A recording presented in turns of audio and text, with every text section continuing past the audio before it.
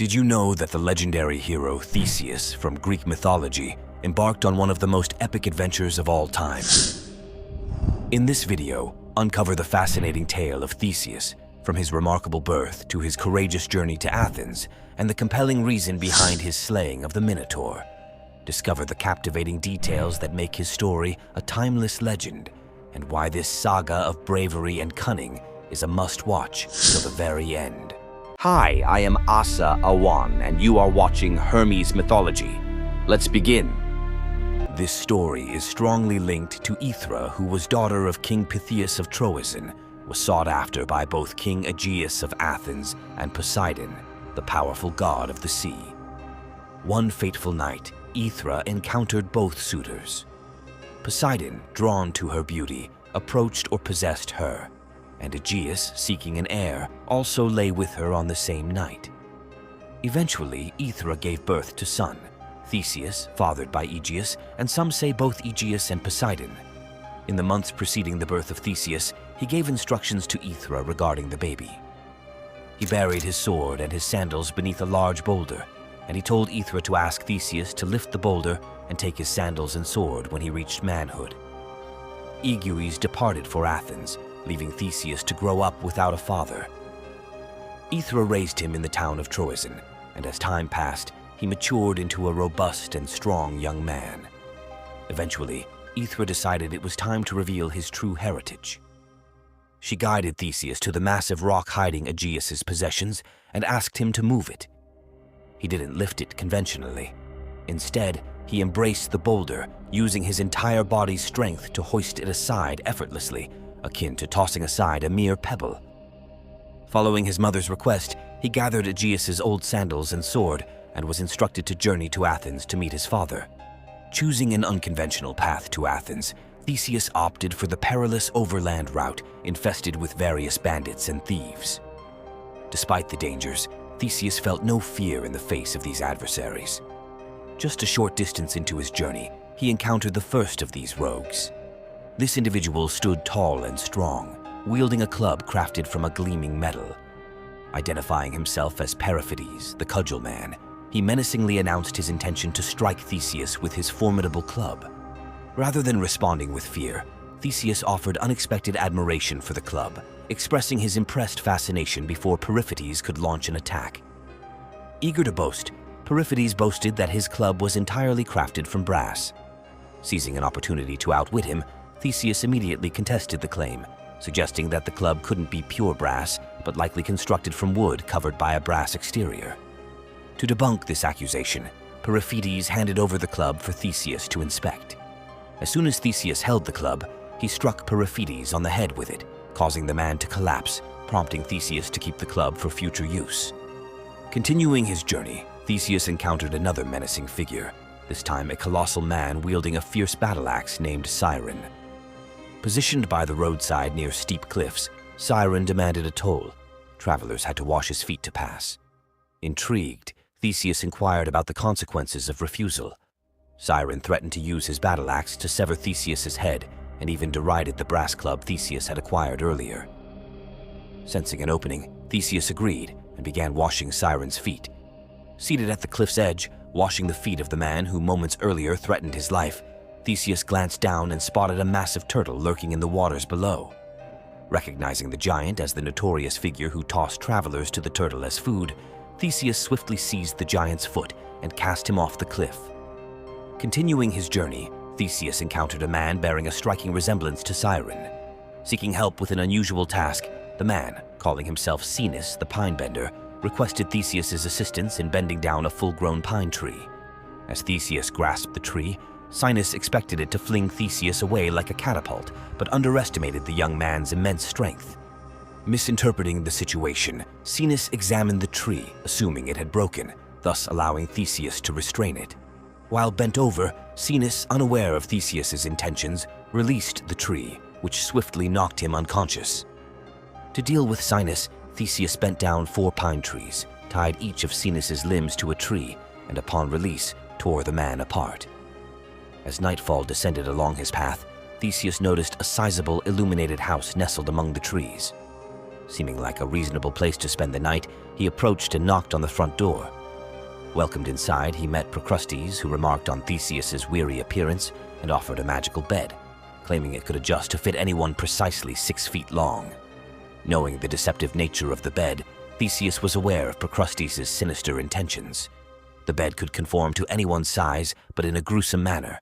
For those too tall, their legs would be amputated to fit, while those too short would be stretched by binding their limbs. Despite going along with Procrustes to the room containing the bed, as soon as they entered, Theseus swiftly overpowered Procrustes and forcibly placed him on the torturous bed. Acting with a sense of mercy, Theseus ended Procrustes' torment. Theseus and his father enjoyed a period of happiness after their reunion, but as life goes, not all moments of peace and joy last forever. Close to the spring equinox, Athens was thrown into turmoil by the arrival of a ship bearing a black sail. When Theseus inquired about the ship's significance, his father, Aegeus, remained silent. Seeking clarity, Theseus ventured to the harbor where the black-sailed ship had anchored and spoke with its captain.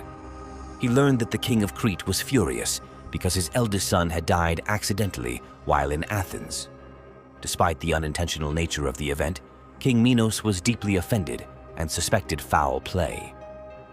As reparation for the death of his heir, King Minos demanded restitution from the Athenians, a tribute of 14 young men and women, 7 of each gender, to be sent annually as sacrifices to the Minotaur. This fearsome creature, half bull and half man, resided within an extensive labyrinth beneath King Minos' palace, crafted by Daedalus. Upon discovering the existence of the Minotaur, Theseus proposed to his father that he be sent as one of the annual victims, intending to slay the Minotaur and end the cycle of sacrifices. Aegeus, fearful for Theseus' safety, initially objected, but eventually consented, on the condition that Theseus return with white sails on his ship if he survived. This gesture would allow Aegeus to know of his son's fate before the ship's arrival. Theseus agreed to this condition and set off to volunteer himself as one of the 7 male tributes. Upon reaching Crete, King Minos awaited the arrival of the tributes, individually asking each of the 14 to identify themselves. When Theseus was called upon, he not only claimed to be the Prince of Athens, but also boldly asserted himself as the son of Poseidon. Recognizing Theseus as Aegeus' son, Minos sought to ridicule the young man for claiming divine lineage. He challenged Theseus to prove his heritage by retrieving his ring tossed into the ocean. Diving into the waters, Theseus invoked Poseidon and encountered a nymph named Thetis, who not only returned Minos' ring, but also bestowed upon Theseus an ancient crown. Presenting these items to Minos upon resurfacing, the king merely laughed, undeterred. With the sacrifices to the Minotaur scheduled for the following day, Theseus was visited during the night by Ariadne, the king's daughter. She offered her assistance in defeating the Minotaur, but had a condition. Theseus must take her from Crete to Athens, where she would eventually become his queen. Agreeing enthusiastically, Theseus received a large ball of silk thread from Ariadne. She instructed him on how to use it, advising him to tie one end to a rock at the labyrinth's entrance and unwind the thread as he journeyed to aid his escape route back to the labyrinth's start. As the tributes were ushered into the labyrinth's entrance the following morning, Theseus, before venturing further, secured the end of the silk thread to a rock near the entrance. Guiding the group through the maze, they swiftly reached the heart of the labyrinth where the Minotaur awaited. Finding the beast still asleep, Theseus leaped onto its head and forcibly tore off one of its horns. Enraged, the creature awoke, but Theseus relentlessly jabbed it with its own horn. After a brief confrontation, Theseus sprinted away, turned, and hurled the severed horn like a spear, striking the Minotaur in the neck. Although the creature charged at Theseus, the hero stood his ground, and the Minotaur collapsed dead at his feet, succumbing to the injury caused by the horn. Witnessing the Minotaur's demise, the tributes erupted in cheers, celebrating Theseus as their hero. Utilizing the silk thread provided by the princess, Theseus led them back out of the labyrinth, retracing their path to the entrance. After their successful escape, Theseus, along with the tributes and Princess Ariadne, set sail for Athens aboard the black-sailed ship. However, before reaching home, Theseus had a vision of the god Dionysus in his sleep. The god demanded that Theseus should not marry Ariadne and must leave her on an island before continuing to Athens. Following the god's directive, Theseus sadly left Ariadne behind. Overwhelmed by his sorrow for losing his love, Theseus forgot to carry out his promise to his father. Instead of swapping the black sails for the white sails as an indication of his survival, the ship returned to Athens with the black sails still raised. Aegeus, anxiously awaiting his son's return atop a high cliff, scanned the horizon hoping to catch a glimpse of the white sails that would signify Theseus' safety.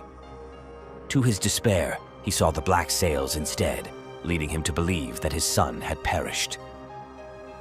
Grief-stricken, Aegeus threw himself from the cliff. In honor of Aegeus, the sea where he met his demise was named the Aegean Sea, immortalizing his tragic end.